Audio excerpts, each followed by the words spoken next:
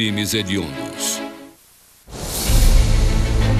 O Egito é uma terra de tesouros escondidos, segredos enterrados e séculos de mistérios não solucionados. Talvez o maior deles seja a Esfinge. Ninguém sabe ao certo quem a construiu ou quando. O fato de ser tão majestosa nos obriga a perguntar: quem é ela? É um enigma de 4.500 anos que agora, com os últimos avanços da ciência, tem novas pistas. Surgem novas teorias que desafiam a versão histórica tradicional. O enigma da Esfinge poderá ser solucionado de uma forma totalmente inesperada.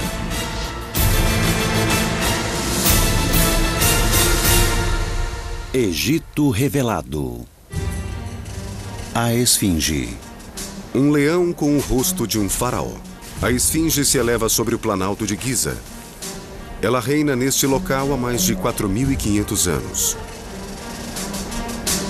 E representa um dos maiores e mais antigos enigmas da arqueologia. Não sabemos exatamente quem construiu a Esfinge porque não há nenhum nome inscrito nela. Durante muito tempo, a teoria mais aceita era de que havia sido esculpida por um faraó chamado Khephren por volta de 2540 a.C. Ele teria ordenado que a esculpissem em Giza a sua própria imagem, em um único bloco de rocha. Ao longo do tempo, a Esfinge foi coberta pela areia e desenterrada novamente. Presenciou exércitos invasores, foi objeto de estudo. Até Napoleão enviou uma expedição a Giza. Ela já foi vandalizada e parece até mesmo ter sido alvo de atiradores.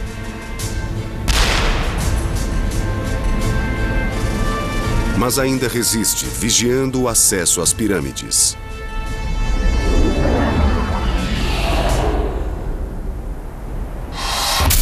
Mas que evidências sugerem a identidade do construtor da Esfinge? Por que acreditar que o faraó Khephren foi seu criador? A melhor pista para descobrir quem construiu a Esfinge está na sua localização. Ela fica bem ao lado do Vale dos Templos e da passarela para o complexo de pirâmides do rei Khephren. Sabemos que Khephren construiu para si uma pirâmide e um templo aqui. A passarela que liga as duas construções passa exatamente pela Esfinge. Além disso, o templo e a estátua estão alinhados.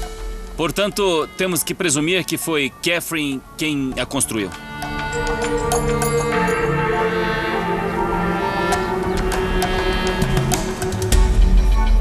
O Dr. Zahi Hawass estuda a Esfinge há mais de 20 anos. Ele está convencido de que ela é obra de Khephren. Para ele, a prova está em um enorme monolito de pedra localizado entre as patas da estátua. Conhecida como Estela do Sonho, traz inscrita a história do faraó Tutmés IV. Ela conta que o príncipe, quando jovem, caçou aqui. Exausto devido ao grande calor, ele se deitou para descansar e dormiu à sombra da Esfinge semi-enterrada. Enquanto isso, a Esfinge ficou totalmente coberta pela areia. E Tutmés IV teve um sonho. E no sonho, a Esfinge lhe disse: meu filho Tutmés, estou em agonia. A areia está me matando. Se remover a areia, farei de você o rei do Egito. Segundo a inscrição, Tutmés removeu a areia e foi coroado faraó. O próprio Tutmés ordenou a inscrição no monolito para que a lenda se perpetuasse. Mas o que realmente interessa aos egiptólogos é uma outra linha da antiga escritura. Neste texto hieroglífico, há algumas letras do nome de Khephren. Embora estejam parcialmente apagados, alguns dos símbolos que compõem o nome de Khephren podem ser vistos com nitidez. Muitos arqueólogos acreditam que esta é uma evidência sólida de que Khephren é o autor da Esfinge.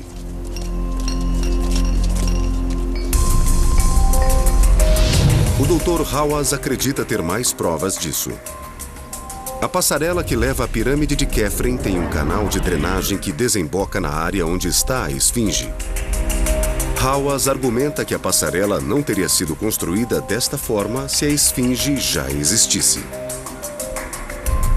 Os egípcios jamais construiriam esse canal se a esfinge já estivesse aqui, sem chance. E como fizeram a esfinge depois que a passarela estava feita, então foi Khephren. O canal de drenagem, a posição da esfinge em relação à pirâmide de Khephren e o fato de seu nome aparecer na Estela do Sonho, todas as evidências parecem afirmar que Khephren construiu a esfinge.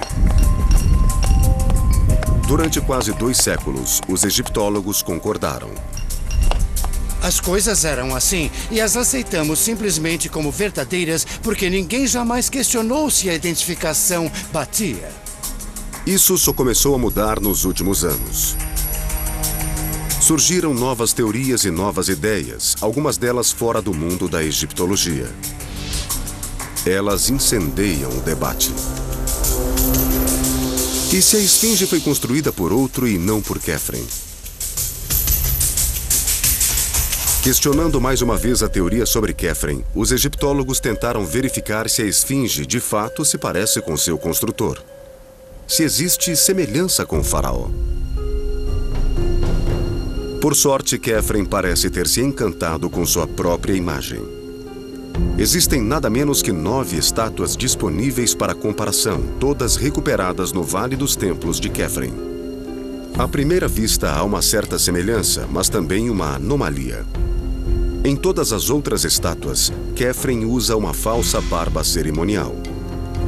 Então, por que ela não está presente ali na maior estátua de todas, a esfinge? Talvez haja uma explicação simples.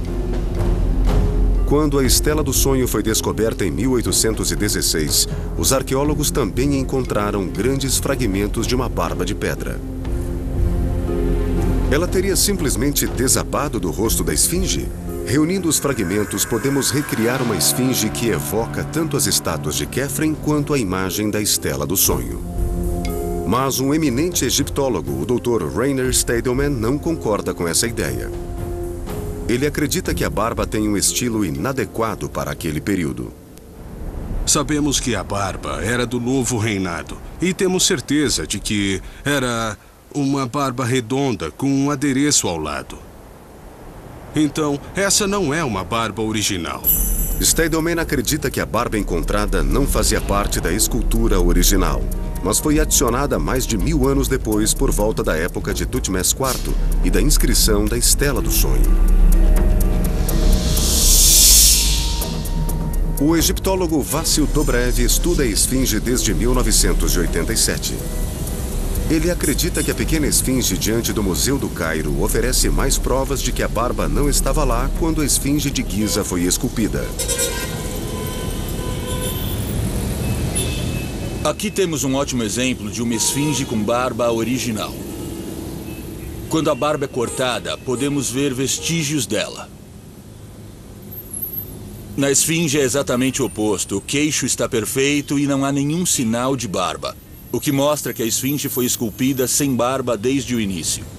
Do contrário, ela deveria parecer assim. Se havia uma barba no começo, mas ela caiu ou foi removida, deveria haver algum tipo de marca ou dano. A teoria de que o faraó Khephren construiu a esfinge é questionável. Mas e quanto à Estela do Sonho? O monolito parece ligar a esfinge explicitamente a Khephren. Rainer Stadelman encontrou evidências que sugerem uma explicação menos óbvia. Ele analisou outro monolito pertencente ao mesmo período. Esta linda ardósia foi encontrada 100 anos depois da Estela do Sonho. E foi totalmente esquecida. Ninguém fala dela. Estava bem ao lado da esfinge e repete a mesma frase da Estela do Sonho, mas fala de Khephren e Kelps. Kelps, um segundo nome que agora está sendo ligado à esfinge. Como o nome de Khephren aparece aqui, presumiu-se que ele fez a esfinge. Mas este novo nome muda tudo. pai de Khephren, Kelps, não era um faraó qualquer.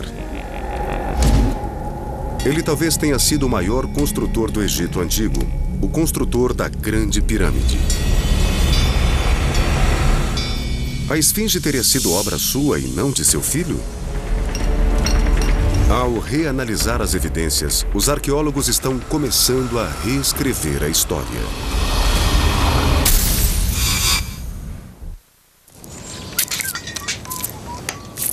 Ele saiu só no Discovery. A hipótese amplamente aceita de que a esfinge teria sido obra do faraó Khephren passou a ser questionada pelo egiptólogo Rainey Stadelman. Ele acredita que o pai de Khephren, Kelps, esculpiu a estátua e encontrou novas pistas analisando a forma como a esfinge está posicionada na paisagem. Hoje chegamos à esfinge a partir do Cairo. A pirâmide de Khephren parece estar bem diante da cidade. No entanto, quando as pirâmides foram construídas, o Cairo não existia. Os visitantes chegavam a ela a partir da antiga capital, Mênfis, que fica ao sul. Outra pirâmide parece surgir atrás da esfinge. Esta é a Grande Pirâmide de Kelps. Quando Kelps construiu sua pirâmide, eles vinham do sul e ainda tinham claramente uma visão da esfinge de perfil em relação à pirâmide de Kelps. A questão é, devemos olhar a esfinge pela frente ou pela lateral? Os egípcios antigos certamente tendiam a ver a vida de perfil. Quase todas as suas representações de pessoas, faraós e animais os mostram de perfil. É possível que esta abordagem tenha orientado a construção da esfinge. Se a esfinge olha para a direita, esta é a posição perfeita. E é por isso que a cauda do leão está à direita. As outras esfinges do Egito têm uma cauda direita, porque ela tinha que estar visível. E essa é a posição em que temos que olhar para a esfinge. Do sul, olhando da direita para a esquerda. E atrás dela está a Grande Pirâmide. Kelps construiu a Grande Pirâmide. Ele dedicou seu reinado e seu reino a ela, uma das maravilhas do mundo antigo. Ele também teria os meios e a força de trabalho para esculpir a esfinge. A pirâmide de Kelps foi a primeira no Planalto de Giza. Muitos o consideram o maior dos construtores de pirâmides. Kelps era um grande rei que chegou a Giza. Ele escolheu não só o local da pirâmide, mas tudo mais ao seu redor. Suas pedreiras eram enormes. Se ele arrancava as rochas desta área, por que deixaria um bloco de rocha intocado? Tudo aquilo foi tão maravilhosamente planejado que seria muito estranho se, dentro das pedreiras, eles mantivessem intacto um bloco enorme de pedra por 30 anos. Khephren teria esculpido a esfinge neste bloco. Rainey Stadelman também notou uma coisa interessante na passarela que leva à pirâmide de Khephren. A passarela não é uma linha reta. Ela acaba fazendo uma curva. Ela vira para o sul, o que nos faz perguntar por que eles fariam isso. O motivo para ela fazer essa curva é que devia haver um monumento pré-existente aqui. E esse monumento só poderia ser a esfinge. Então, a passarela sugere que a esfinge foi criada antes do reinado de Khephren e seu pai, Kelps, foi o primeiro faraó de Giza.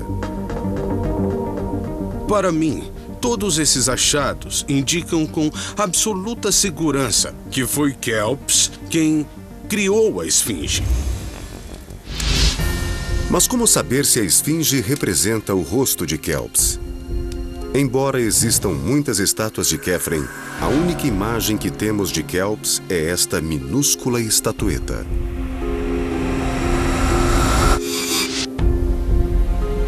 Não se pode comparar uma estátua de 5 centímetros com a enorme face da esfinge.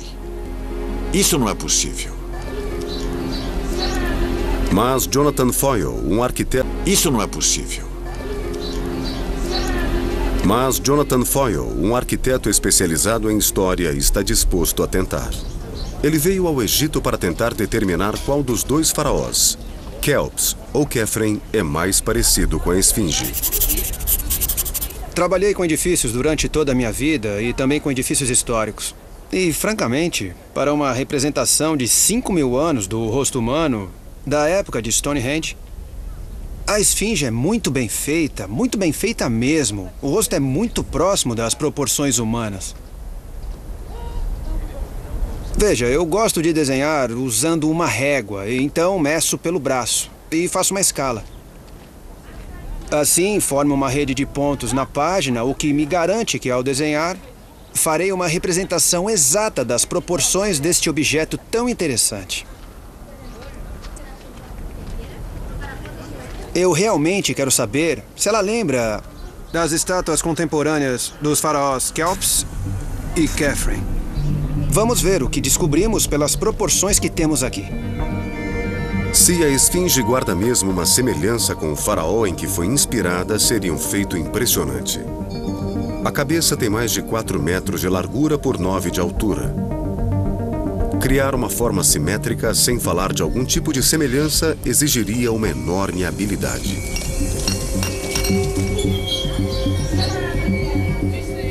Mas Foyle descobriu alguma coisa em seu desenho que poderia determinar se a Esfinge se parece com algum dos dois faraós?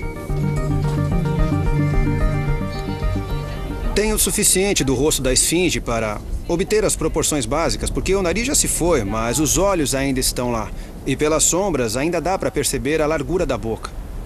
E são medidas muito boas, porque dizem se um rosto é largo ou estreito.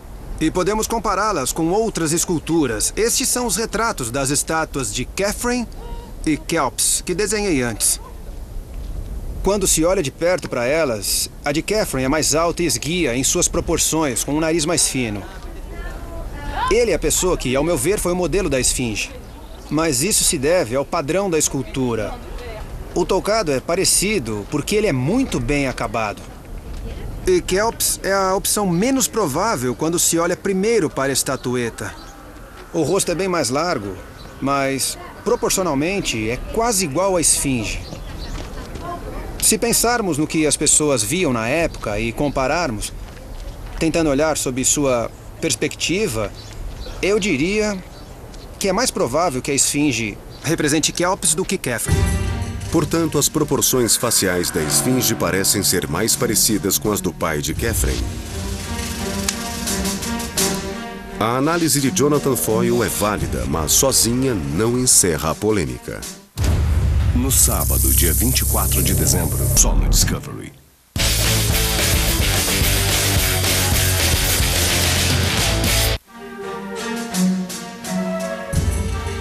O egiptólogo Vássio Dobrev pesquisou arquivos históricos em busca de mais informações sobre a aparência de Quéops.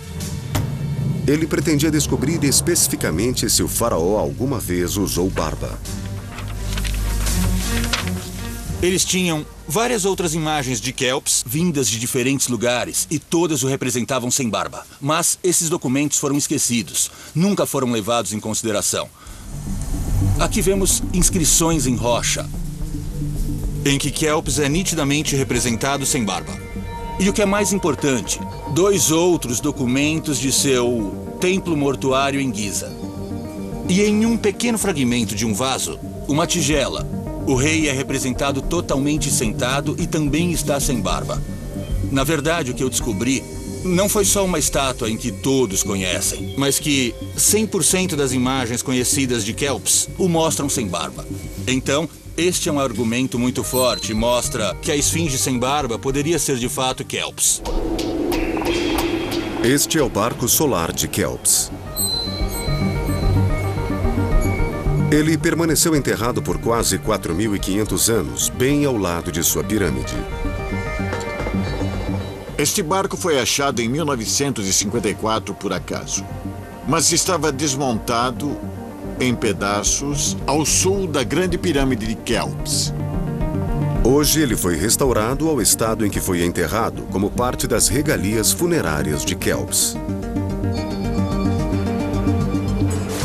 Este barco era uma oferenda a Kelps, construído para levá-lo em sua travessia gloriosa pelo mundo dos mortos até a outra vida. Quem o ofereceu era muito rico e tinha grande respeito por Kelps.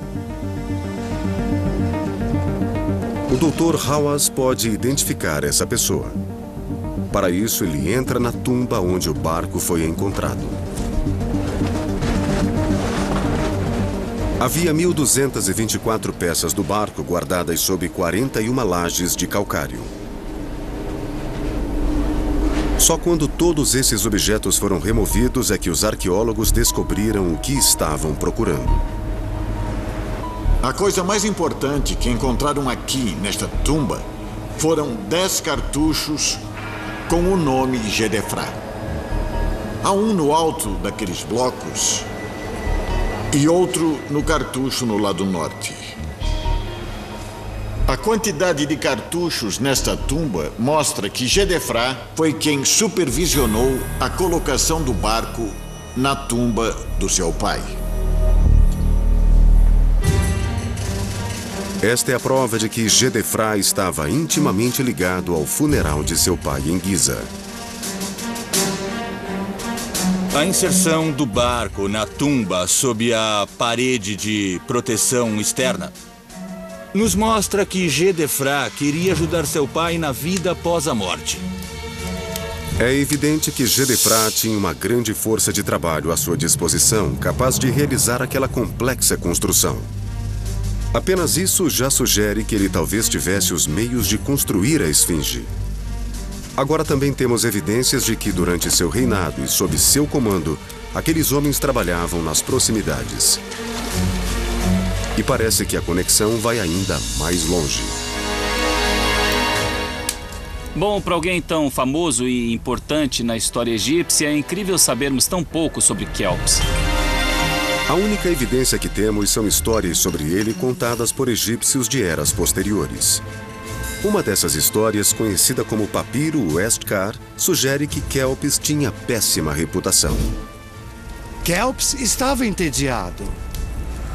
Ele soube de um mágico que executava truques maravilhosos. O mágico diverte Kelps com alguns desmembramentos. Por exemplo, uma vez ele despedaçou um crocodilo e depois o juntou de novo da cabeça à cauda. O crocodilo então saiu mancando pelo chão. E Kelps disse: "Uau, que legal! Temos um prisioneiro. Por que não trazemos aqui para você despedaçá-lo e juntá-lo de novo?" E o mágico repreendeu o rei sem hesitar, dizendo: "Não tratamos seres humanos dessa forma indigna."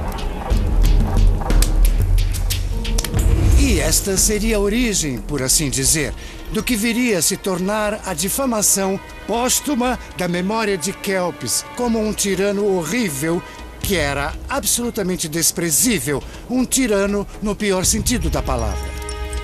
Como se não bastasse, ao construir a maior pirâmide do mundo, ele colocou nos ombros de seu povo um pesado fardo.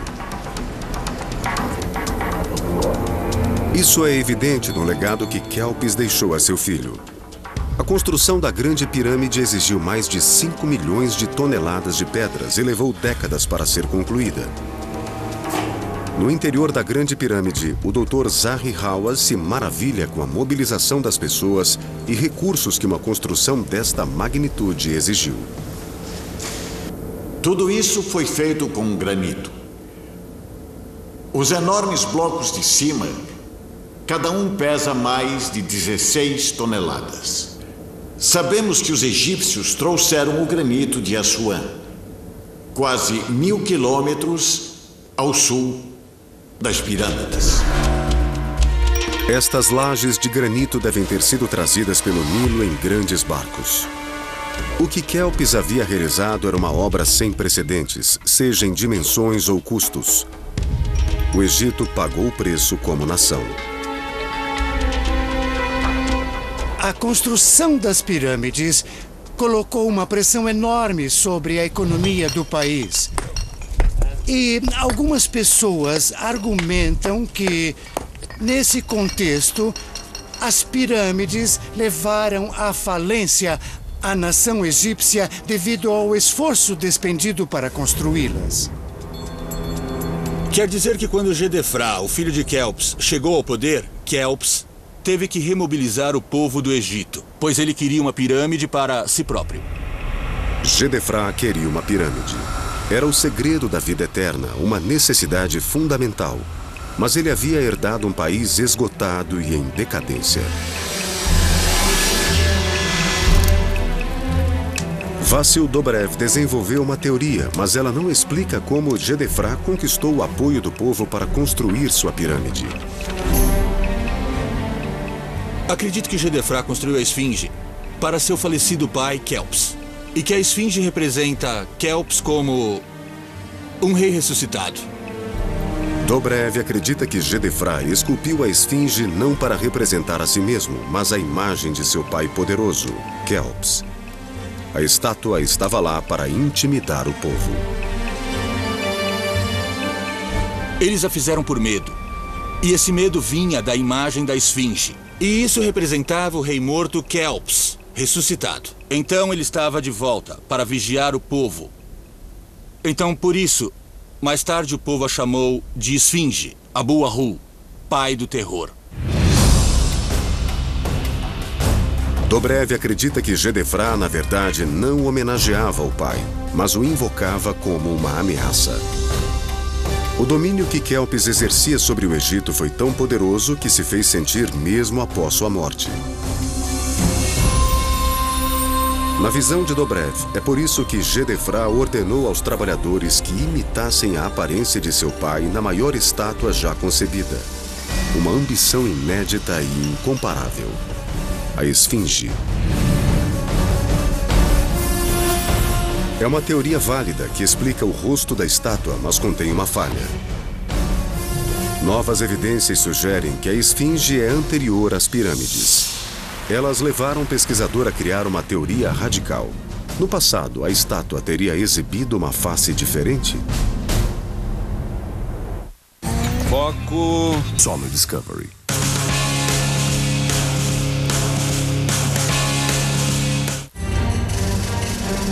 Os arqueólogos chegaram a uma nova teoria.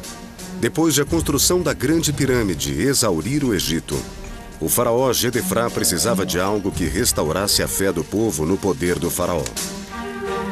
Para isso, construiu a Esfinge. Mas como ele pode ter realizado um feito tão excepcional se não há nenhum registro anterior da construção de algo do gênero? Ela foi a primeira a ser construída em uma escala tão monumental. Ela não era apenas uma obra sem precedentes, mas também incomparável. O Monte Rushmore foi o primeiro exemplo mais próximo.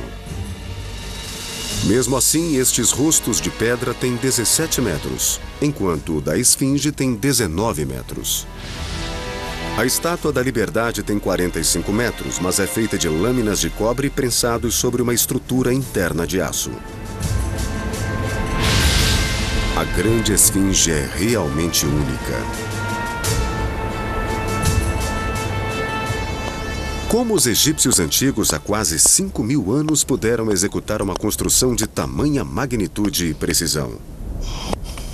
O escultor Danny Roy é especialista em restauração do Egito Antigo. Nos velhos tempos, os egípcios teriam usado um martelo de madeira. Este é um martelo moderno, mas o cinzel que eu estou usando é uma réplica do que teriam usado naquela época. O cobre é bem mole, mas para entalhar no calcário, essa ferramenta é bem eficiente. Com um andaime simples e ferramentas primitivas, os egípcios antigos iniciaram seu ambicioso projeto. Mesmo hoje, com a ajuda de modernas ferramentas, esculpir uma pequena esfinge é uma operação complicada. Naquela época, deve ter sido uma odisseia. Era um enorme canteiro de obras. Eles precisaram de cortadores de pedras, escultores, de ferreiros, de carpinteiros, para fazer as ferramentas de madeira. Para esculpir uma esfinge nos dias de hoje, empregamos praticamente as mesmas técnicas. A princípio, blocos enormes precisariam ser lavrados para revelar a forma básica da esfinge.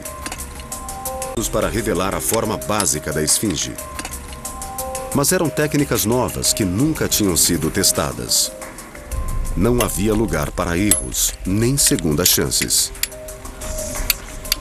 Lentamente, à medida que os detalhes começaram a surgir, artesãos especializados assumiram o lugar dos pedreiros. Começava a difícil tarefa de moldar proporções uniformes e uma fachada semelhante ao faraó. Hoje a esfinge ainda preserva sua aparência e grande parte dos detalhes, mas quando foi criada exibia outro nível de ornamentos. Podemos ver ainda vestígios das cores que estavam no rosto. Era uma imagem bem colorida. Achamos que as partes do corpo da esfinge devem ter sido tingidas de vermelho, o que na convenção egípcia representa a carne do homem. A carne da mulher no antigo reinado era amarela. Então sabemos que a esfinge representa um homem e supomos que o toucado deve ter sido listrado como era o de Tutankhamon, talvez alternando o dourado e o azul. Não sei se temos cores suficientes para provar isso, mas com certeza era colorido. Deve ter sido uma visão magnífica.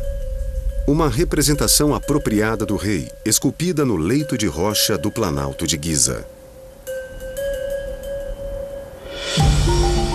Mas o geólogo Colin Reeder acredita que o enigma das origens da esfinge pode ser abordado de outra forma. Ele encontrou evidências que sugerem mais uma teoria alternativa. Para entendê-la, temos que olhar as paredes externas que cercam a escultura. Pensaram na altura total do corpo e removeram todo o calcário à sua volta, construindo assim o recinto da esfinge. Estes muros de proteção foram feitos pelo homem, mas desde sua criação sofreram forte erosão. Eles possuem uma aparência arredondada, especialmente os muros posicionados a oeste, diretamente atrás da esfinge. Reeder está convencido de que a erosão ocorreu depois que grandes temporais inundaram o Planalto de Giza, invadindo o recinto da esfinge. O Planalto de Giza se inclina para o lado certo, em direção ao recinto da esfinge. O terreno continua elevado por cerca de 2 quilômetros à frente da pirâmide de Khafre, então é uma área propensa a inundações. No entanto, Reeder acredita que o padrão das inundações foi interrompido quando Kelps construiu sua pirâmide. Quase 30 metros acima do recinto da esfinge, há uma pedreira que hoje está cheia de areia. As pedras que ela forneceu se tornaram a pirâmide de Kelps. Podemos imaginar aquela pedreira como uma grande bacia na superfície do Planalto que recebia todo este fluxo, mas em vez de atravessar toda a superfície do Planalto até chegar ao recinto da esfinge, a água desembocava de repente na pedreira. Na visão de Reeder, isso só pode significar uma coisa. A esfinge só poderia existir em Giza antes da primeira pirâmide ser construída. O vento que corre aqui na estrela, ele é diferente do vento do céu. A investigação de Colin Reeder sobre a erosão em Giza o levou a uma nova teoria que questiona a verdadeira idade da esfinge. A pedreira de Kelps deteve a inundação no recinto da esfinge, mas as paredes ainda mostram sinais de uma erosão de longo prazo. Isso significa que o recinto deveria estar lá antes da pedreira e que a esfinge deve ter surgido algum tempo antes das pirâmides. Se Colin Reeder estiver certo, quanto ainda precisamos voltar no tempo? Os trabalhos em pedra só começaram por volta da primeira dinastia da civilização egípcia, 400 anos antes da construção das pirâmides de Giza. Isso forneceu a Reeder um período de tempo. A maioria dos arqueólogos acha que Giza não era nada além de um deserto até a construção das pirâmides. Mas a esfinge não poderia ter surgido no meio do nada. Então, Reeder passou a analisar a literatura e as centenas de túmulos menores que cercam as pirâmides. Ele procurava pelas tumbas mais antigas da região. Nós não temos muitas evidências de tumbas primitivas em Giza. Mas tudo isso talvez seja porque o que havia lá, se é que havia, foi coberto por construções posteriores. As pirâmides eram 3 monumentos grandes, projetados e construídos ao longo de décadas. Milhares de trabalhadores devem tê-las erguido. Giza deve ter sido, em sua época, o maior canteiro de obras da Terra. Se não houver vestígios em Giza de tumbas antigas ou estruturas, isso não deve ser uma surpresa. Mesmo assim, Colin Reeder notou algo que passou quase despercebido. Esta tumba em Giza parece ter características que a tornam mais antiga do que as pirâmides. Ela parece um palácio submerso. Quando os construtores das pirâmides chegaram, eles a reutilizaram e modificaram.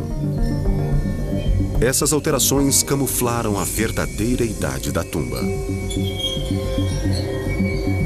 Finalmente, nessa tumba, obtive provas de que havia atividade em Giza antes da construção das pirâmides, antes do reinado de Kelps. Tudo indica para uma data provavelmente da segunda dinastia. Segundo Colin Reeder, as evidências geológicas sugerem que a esfinge era mais antiga que as pirâmides. A tumba prova que os egípcios antigos de fato construíram neste local. Ela também parece ter sido adaptada e usada por gerações posteriores. Talvez o mesmo tenha se dado com a esfinge. Ela já estaria aqui construída por outra pessoa quando um dos faraós das pirâmides decidiu alterá-la para seus próprios fins? É no que Colin Reeder acredita e ele está disposto a sugerir uma última teoria radical para solucionar o enigma da esfinge. Ele acha que a esfinge surgiu como um leão.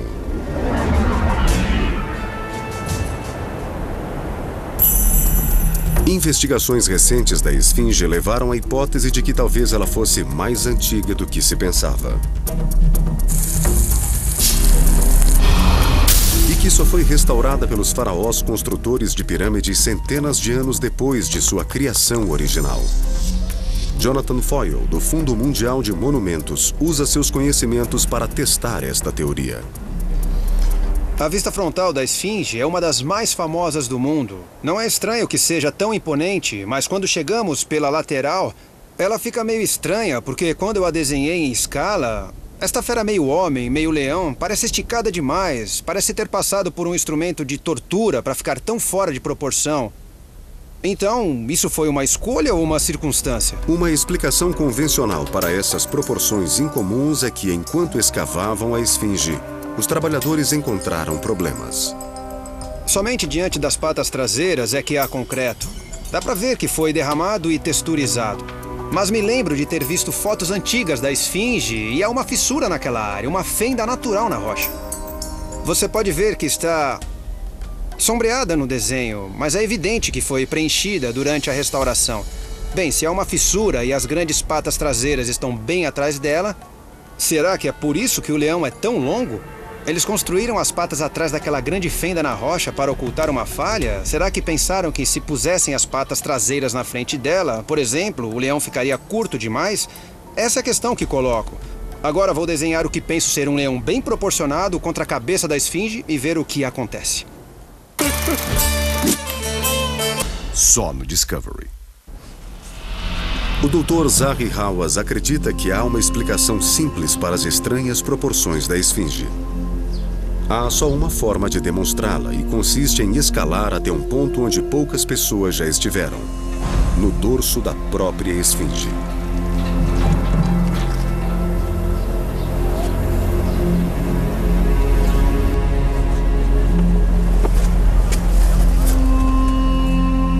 Deste novo ângulo, a primeira coisa que salta aos olhos é a verdadeira dimensão do que aqueles homens construíram há mais de 4.500 anos.